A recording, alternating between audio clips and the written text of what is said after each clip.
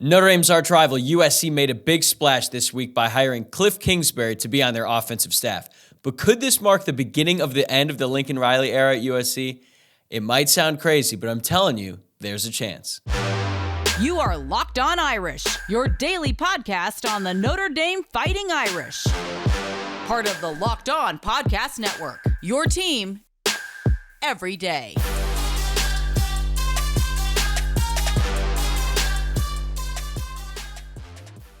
What's going on, and welcome to Locked On Irish. It is Wednesday, April 12th, and thank you for making this your first listen of the day. As always, you can find this show on YouTube and wherever you get your podcasts. If you are watching along on YouTube, hit that thumbs up below to like the video and subscribe to the channel if you haven't already. If you're listening to the podcast, you can subscribe by hitting that follow button at the top.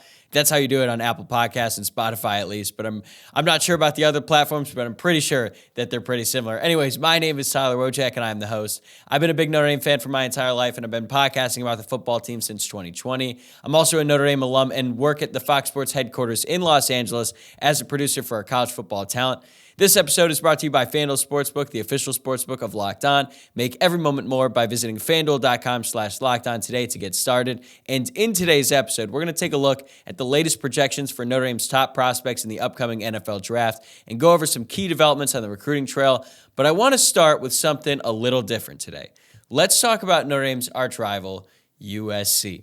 So Monday night, Tom Pelissero from NFL Network broke the news that Kliff Kingsbury, the former head coach of the Arizona Cardinals, was going to join the staff at USC as a senior offensive analyst. Then USC head coach Lincoln Riley confirmed the news in an announcement on Tuesday. And, I got to admit, this was a big headline. I mean, whatever your thoughts are on Kliff as a head coach, there is absolutely zero doubt this guy is an offensive genius and can coach the quarterback position extremely well. Not only that, now you can say that you have Lincoln Riley and Kliff Kingsbury on staff, guys who have coached Patrick Mahomes, Kyler Murray, Baker Mayfield, just to name a few. I think you guys might have heard of them before. And when I first heard it, I actually thought he was going to be on staff as a quarterbacks coach. I rolled my eyes like, seriously? This guy, this is what they needed too. But then I realized he's not going to be an on-the-field coach. And I got to admit, from Kliff's perspective, this is a pretty sweet deal. Now he gets to live in Los Angeles, a place he's tried to live in before when he was actually hired to be the offensive coordinator back in 2018, and then he left to be the head coach of the Arizona Cardinals. That was a weird couple months, right?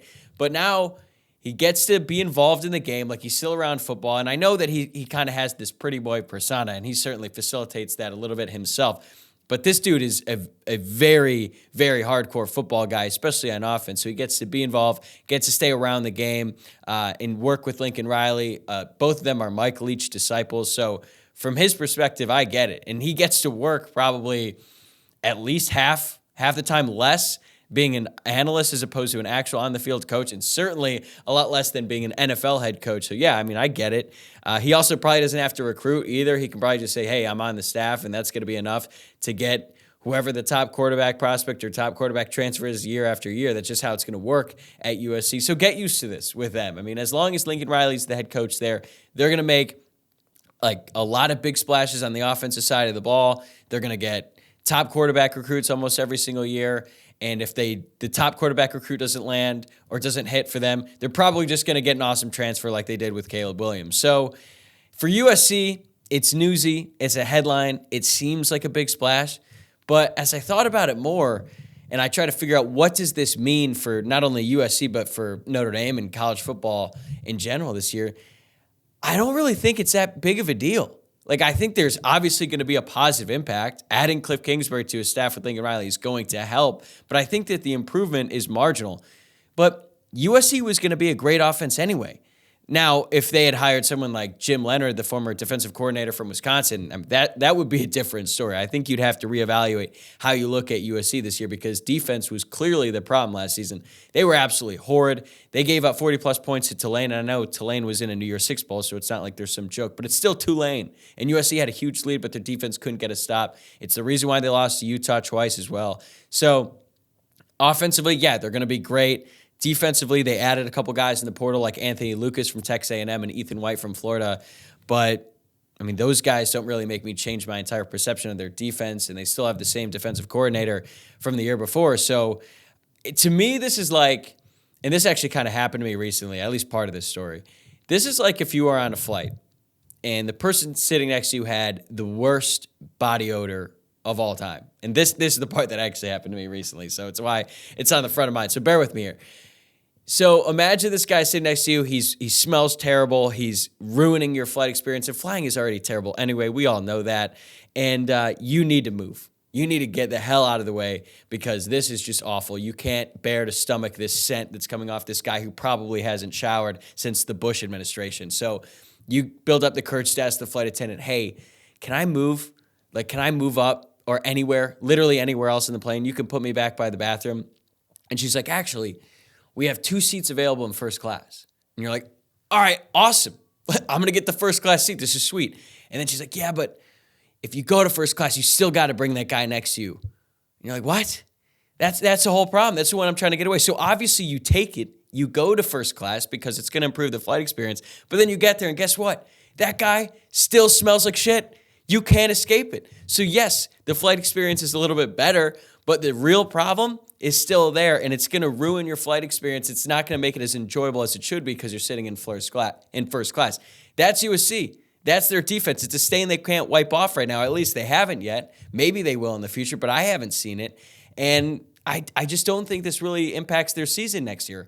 Is it still going to be a really tough game for Notre Dame to win against USC? Obviously, it was going to be a tough game anyway because they got Lincoln Riley and they got the best player in college football in Caleb Williams.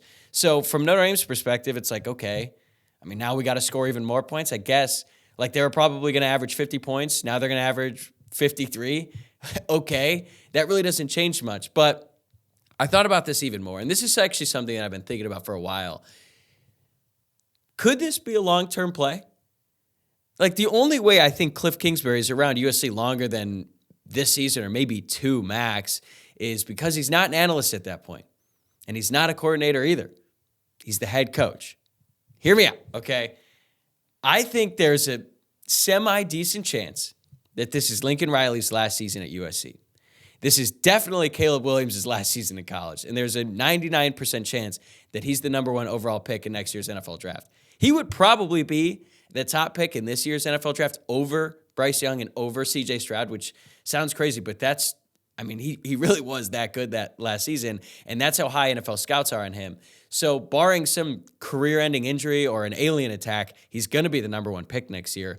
And way more often than not, teams who end up with the worst record in the NFL to earn that number 1 overall draft pick, they fire their coach. It happens all the time. It didn't happen this past year with the Bears, but they traded that pick to the Panthers, who did fire their head coach, and it did with the Jaguars the year before that and the year before that. It happens all the time. So if you're going to draft Caleb Williams and you're going to build your entire franchise around him, wouldn't you want a coach there to maximize his talent? And what coach is better for that than Lincoln Riley, who managed to turn Caleb into a Heisman Trophy winner in just his second season? They have a great rapport. He is the reason why Caleb Williams is at USC right now. Like if Lincoln was still at Oklahoma, so would Caleb. And we're going into this season thinking Oklahoma is a serious national championship contender, or at least a college football playoff contender. And look at some of the NFL hires this past offseason. The Broncos got Sean Payton to sort of rehabilitate Russell Wilson's career. The Panthers got Frank Reich and traded for the number 1 overall pick, as I just mentioned, so they can get their QB of the future and have Frank Reich build him. He's an offensive guy. The Colts got the Eagles' offensive corner, Shane Steichen, who helped develop Jalen Hurts, and they're going to draft a quarterback. So this happens a lot. And if you remember, when Lincoln was at Oklahoma, there were always those rumors that he could bolt for the NFL. I know that when the Cowboys struggled, they were like, oh, just get Lincoln Riley because he's from Texas. But I thought that was a little bit overblown. But there was enough smoke there to suggest that there's some serious interest on the side of Lincoln to go to the NFL one day. I mean, he's still very young, so it's always going to be a possibility. But I would say that it would take an extreme situation for him to leave the college game and go to the NFL. I realize you've never seen this move before. It would be unprecedented in the history of the NFL and in college football. But in the modern game, the marriage between the quarterback and the play caller is the single most important factor to have success. Look at the Super Bowl winners. Look at the Kansas City Chiefs. They've got Andy Reid, who's probably the best play caller in the NFL, and they've got Patrick Mahomes, who is arguably one of the best quarterbacks ever at this point in his career already, which is incredible that they have both of them. And they're going to dominate the NFL for a long time. They've already got 2 Super Bowls. They likely will have more. So if you're an NFL franchise and you've got a chance to draft Caleb Williams, wouldn't you want a head coach there who can maximize his talent? Because whether you like him or not, Caleb Williams has the potential to be an all-time great quarterback in the NFL. If I'm an NFL team, I'm doing everything I can to get Lincoln Riley to come with Caleb. And I think that there's enough interest there from Lincoln Riley that he would entertain this, and then I think that NFL team would do everything. They'd move heaven and earth to make it happen, and they would get Caleb Williams and Lincoln Riley, and they'd build their future around that pairing. This would obviously be a huge move in college football and the NFL, and if you're a Notre Dame fan, I think you'd be pretty happy with that, let's be honest. But Notre Dame's battles with USC aren't limited to just one Saturday in the fall, though. We see these two teams go at it a lot on the recruiting trail, and over the weekend, Notre Dame hosted one of the Trojans' top targets for a visit. That's coming up after this. Grand slams, no-hitters, and double plays are back, and there's no better place to get in on the MLB action than FanDuel, America's #1 sportsbook. That's because right now, new customers can step up to the plate with a no-sweat first bet up to $1,000. Just go to FanDuel.com/lockedon to sign up, place your first bet, and get up to $1,000 back in bonus bets if you don't win.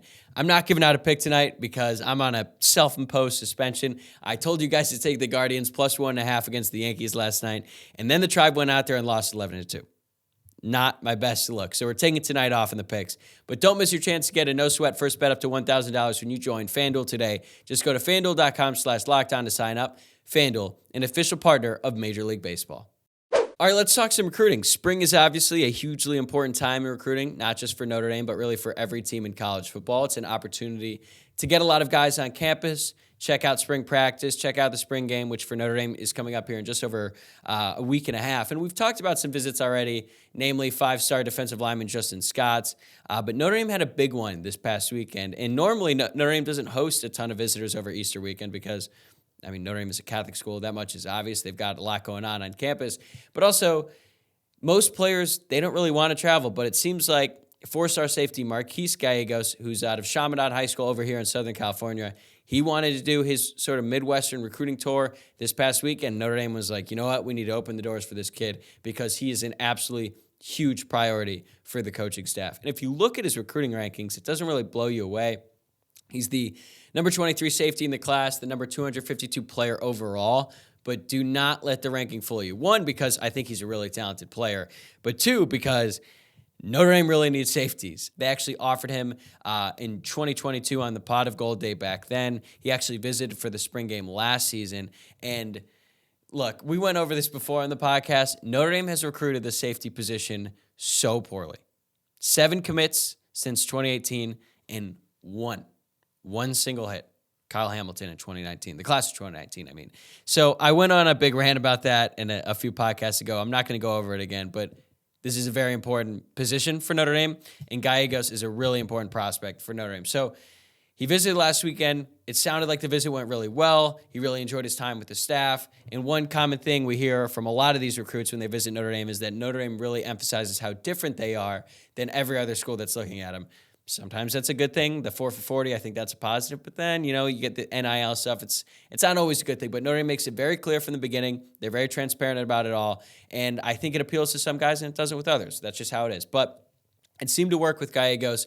Other schools that are going after him, obviously USC, he's from their backyard.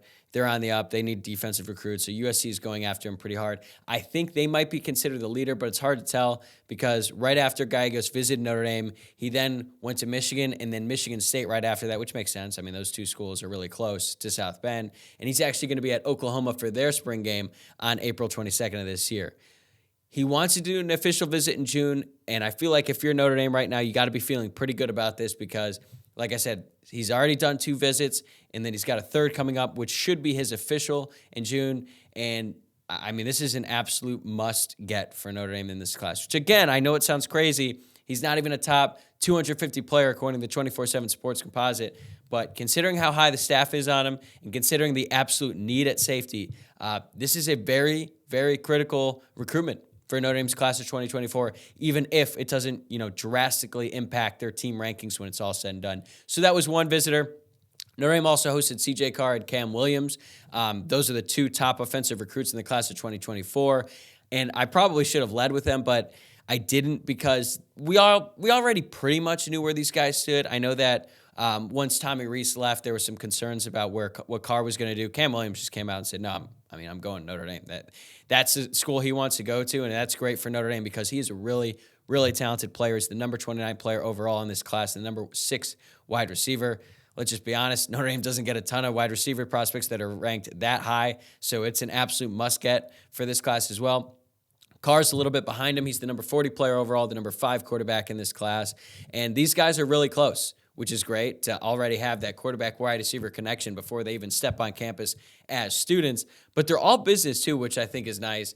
They said it was a pretty low-key visit, but it was necessary to sort of establish those connections with the new coaches on offense, like C.J. Carr needs to get to know Gino Guidugli, the new quarterbacks coach, a lot better. He knows Jared Parker a little bit, but now that Parker's taken the new role as offensive coordinator, it's very important that they get to know each other better and continue to build on that relationship.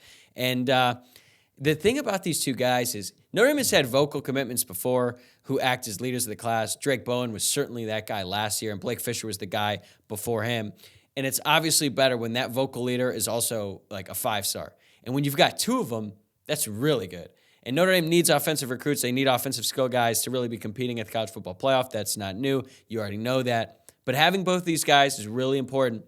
Having them locked in, having them be the vocal leaders is great. And I think that even though this past visit wasn't like the big splash compared to Justin Scott's, for example, or Caleb Beasley, the cornerback who's actually committed to Tennessee, it was very important to have these guys locked in because, as we know, recruiting can change overnight. And as long as Notre Dame continues to recruit these guys really hard, maintain that relationship, maintain that trust, I have no doubts that they will sign on the dotted line come December, and they will lead Notre Dame's class of 2024. All right, coming up in segment 3, the latest projections for Notre Dame's top prospects in the NFL draft. Stay tuned.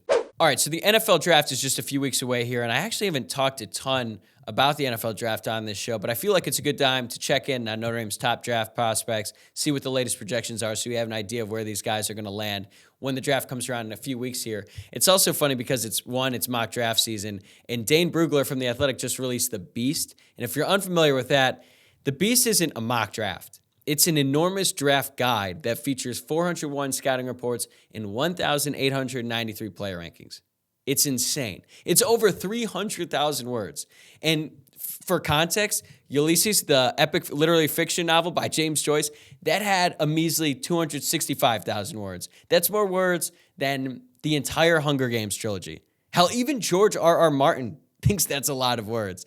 But there's also the guys, the regulars, the mainstays that you know, like ESPN's Todd McShay. He released his latest mock last week. Mel Kiper released his updated one on Tuesday. I believe it's like 4.0. Daniel Jeremiah, he's probably one of my favorite NFL draft experts year after year, except maybe not this year because he's not as high in Michael Mayer. But we'll get to that in a second. His latest mock came out on March 21st. So I'm going to go through Notre Dame's top prospects and give you an idea of where they're showing up in these mock drafts. Let's start with Michael Mayer. He's obviously the top one coming out of Notre Dame this season. So Brugler actually has him number 19 overall in the number 1 tight end. So he's obviously very high on him.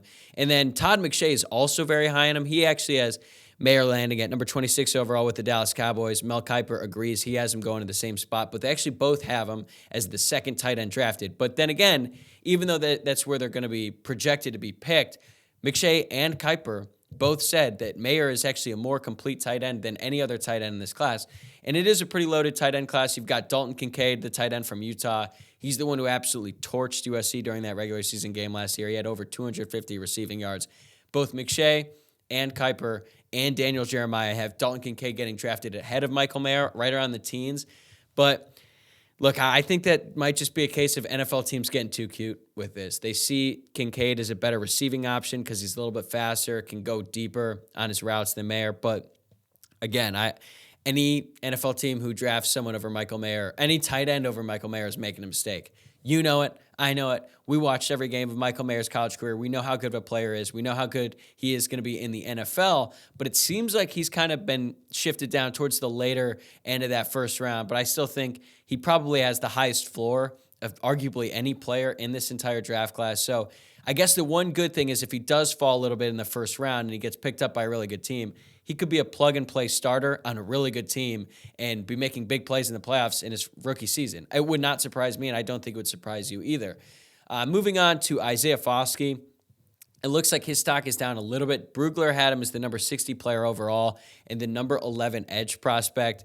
And then when I was looking at McShay, Kiper, and Daniel Jeremiah's mock drafts, he wasn't in McShay and Kuiper's. He didn't show up in either of the first 2 rounds of the mocks, and then Daniel Jeremiah only did the first round, so he wasn't in that either. So it seems like he's trending downwards, and he might not be selected until the 3rd round, and I think NFL scouts are looking for that killer instinct that we didn't always see when he was at Notre Dame. Like, there were points early on during his senior season where you're like, man, where's Foskey? Why isn't he dominating to the level? And this isn't really a knock on him. It's just that he was so talented and so good that the expectations for him were so high that when he didn't live up to those expectations, you're like, what's he doing? When he actually ended up having a really solid season, but he did kind of pad his stat sheet against UNLV. Not that he was like stat padding, but really just had, 4 sacks or something crazy in that game. And it looks like the scouting report on him, it seems like they want him to be a little bit more consistent, have a little bit more variety in his pass rush moves. But I still think that he's going to be a really productive player in the NFL. He just might not be like a day one starter. He could come in as like a sub-package rusher and then hopefully develop into more of a regular contributor for wherever he lands. And then you've got Jarrett Patterson. Brugler has him as the number 8 center, which was pretty surprising to me because I felt like before he came back last season, he was higher than that. But he's getting like a 5th or 6th round grade, which seems low to me. I mean, I'm obviously not an NFL draft scout or an offensive line expert, but I watched Notre Dame. I saw what he did. He was a 2-time captain at Notre Dame. He was the toughest dude. I mean, he basically played his entire fifth year senior season. During the week, he had a boot on his leg just to get from class to class or get to the goog and all that. And then he would take it off and then he'd play on Saturdays and then he'd play really, really well, way more often than not. Didn't allow a sack in nearly 1,700 career pass blocking snaps and saved the offensive line last season. I mean, this isn't meant to be a knock on Andrew Christopoulos, but we saw how much better the line was after those first 2 games when Patterson was a little bit healthier. He's a little bit more established because he obviously missed the game against Ohio State. And then he played against Marshall, but was clearly not healthy in that game. And Notre Dame's offensive line kind of got worked by the Thundering Herd. So I think his versatility, the fact that he can play guard, the fact that he can play center, I think it's going to make him very valuable. And we know how Notre Dame offensive linemen fare in the NFL. They're really good. So even if Patterson slips a little bit in the draft, I have no doubt that he's going to he's going to find his way in the league and become a starter for a team, hopefully for a really long time. And then you got Brandon Joseph, who, I mean, we talked about it before. He had a really bad combine. He's not really high in anyone's mocks right now, certainly. Brugler's got him as the number 21 safety, which comes out to a 6th or 7th round grade. It might even go undrafted. And it sounds like, you know, a lot of teams are seeing what we saw last season where he's pretty good, but he's not really, there was nothing about his game that you were like, oh, that guy's an NFL safety. He came in with a lot of hype. He obviously had that unbelievable play when he was at Northwestern. He picks off Justin Fields in the end zone. It was an incredible play. He's very athletic, I think, but then again, he didn't really have great testing numbers at the combine, so that makes you sort of question his athletic ability and how that's going to translate to the NFL.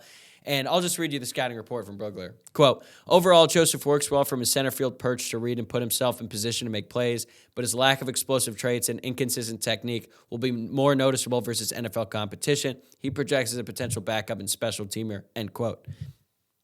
I think that makes sense. Joseph just didn't show me nearly enough last season.